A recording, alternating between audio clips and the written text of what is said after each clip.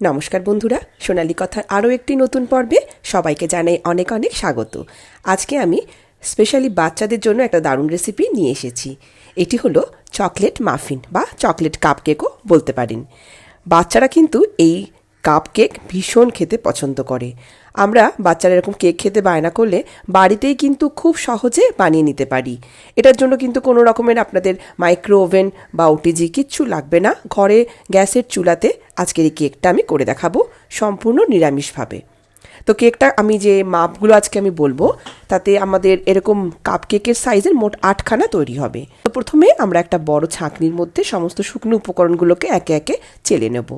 প্রথমেই দিলাম 1 কাপ ময়দা, দিয়ে দিলাম 1/4 কাপ কোকো পাউডার, তারপর সামান্য একটু লবণ দিলাম, এরপর দিচ্ছি 1 চামচ বেকিং পাউডার আর 1/4 চামচ বেকিং সোডা। এবার এই সবগুলোকে একটু চেলে নেব।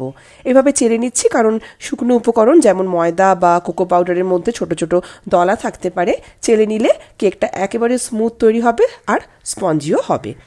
এগুলো চেলে নেওয়ার পরে আমি আবারও একটু সমস্ত শুকনো উপকরণগুলো মিশিয়ে নিচ্ছি।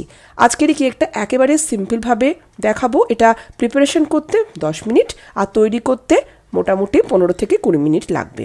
মানে আধ ঘন্টার মধ্যে কিন্তু আপনাদের এই কেকটা পুরোপুরি তৈরি হয়ে যাবে। আমি এখানে চিনির পাউডার দিয়ে দিলাম প্রায় 3/4 কাপ, মানে 1 কাপের থেকে একটু কম। এটা একেবারে পারফেক্ট মাপ। যারা একটু বেশি মিষ্টি খেতে পছন্দ করেন সেক্ষেত্রে আপনারা পুরো 1 কাপ চিনির পাউডারটাও ব্যবহার করতে পারেন। শুকনো উপকরণ মেশানোর পরে এবার দিয়ে দিচ্ছি কেকের ওয়েট ইনগ্রেডিয়েন্টস। তার জন্য প্রথমেই দিলাম 1/3 কাপ সাদা তেল। তেলটার মধ্যে কিন্তু কোনো রকমের ফ্লেভার থাকলে চলবে না। তারপর দিয়ে দিচ্ছি দুধটা এখানে একদম নর্মাল টেম্পারেচারে নেওয়া ফুটিয়ে নেওয়া দুধ দিলাম 1/2 কাপ। এবার ভালো করে এগুলোকে সব মিশিয়ে নিচ্ছি। ব্যাটারটা হবে না খুব বেশি ঘন না খুব বেশি পাতলা, তো সেই জন্য আমরা দুধের পরিমাণটা সেই বুঝে আরও পরে যোগ করব। দুধ মেশানোর পরে দিয়ে দিলাম 1 চামচ ভ্যানিলা এসেন্স। ভ্যানিলা এসেন্সটা অপশনাল। আপনারা যেহেতু চকলেট কাপকেক বানাচ্ছেন সেখানে ভ্যানিলা এসেন্সের জায়গাতে আপনারা চকলেটের এসেন্স বা চকলেট ফ্লেভারটাও কিন্তু অ্যাড করতে পারেন। দেখুন আমি এখানে আরও প্রায় 3 টেবিল চামচের মতন দুধ কিন্তু মিশিয়েছি। তাতে আমার ব্যাটারের কনসিস্টেন্সিটা একেবারে পারফেক্ট হয়েছে। আমি দেখিয়ে দিচ্ছি ফাইনাল ব্যাটারের কনসিস্টেন্সি। এই দেখুন, উপর থেকে ছাড়লে একেবারে রিবনের মতন পড়তে থাকবে খুব সুন্দরভাবে, মানে কোথাও থামবে না, একভাবে পড়তে থাকবে। তো এই কনসিস্টেন্সিটাতে কেকের ব্যাটার একদম পারফেক্ট রেডি হয়ে গেছে।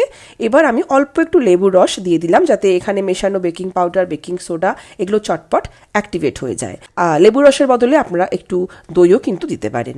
এবার আমি দিয়ে দিচ্ছি কিছু ডার্ক চকলেট চিপস। এটা অপশনাল, তবে এগুলো দিলে কি হয় কাপকেকটা খেতে ভীষণ ভালো হয়, একেবারে মানে মার্কেটের মতন হয়। বাচ্চারা কিন্তু খুবই পছন্দ করবে। বাচ্চাদের জন্য খুব অ্যাট্রাকটিভ এই চকলেট চিপস থাকলে অবশ্যই মেশাবেন।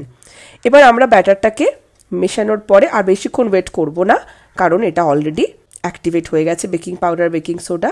দেখুন কাপকেক বানানোর জন্য এখানে আমি নিয়ে নিচ্ছি সিলিকনের মোল্ড। এগুলো আমি অনলাইন থেকে পারচেস করেছি।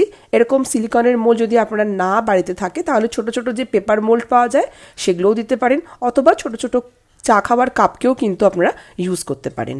এবার ব্যাটারটাকে আমরা প্রত্যেকটা মোল্ডের মধ্যে দিব, কিন্তু পুরোপুরি ভর্তি করব না, প্রায় অর্ধেকের একটু বেশি, মানে উপরে 1/3 মতন মোল্ড আমরা ফাঁকা রাখছি, কারণ এটা বেক করার পরে অনেকটা ফুলে উঠবে।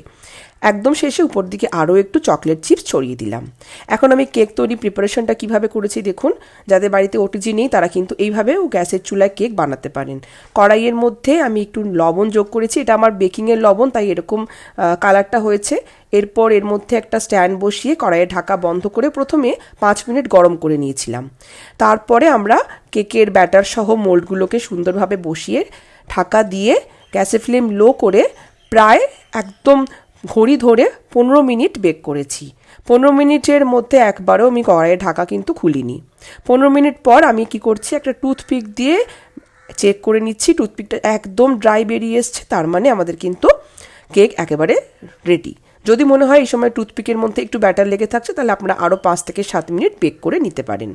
বেক করা হয়ে গেলে কাপকেকগুলোকে এবার আমরা গরম গরম ওখান থেকে বার করে নিয়ে আসছি। তবে এই অবস্থাতে আমরা এখন আনমোল্ড করব না, এটাকে একটু ঠান্ডা হতে দেবো। তাই এটাকে ঢাকা দিয়ে রেখে দিয়েছিলাম প্রায় আধ ঘন্টা পরে আমরা এটাকে আনমোল্ড করছি সিলিকনের এই মোল্ড থেকে।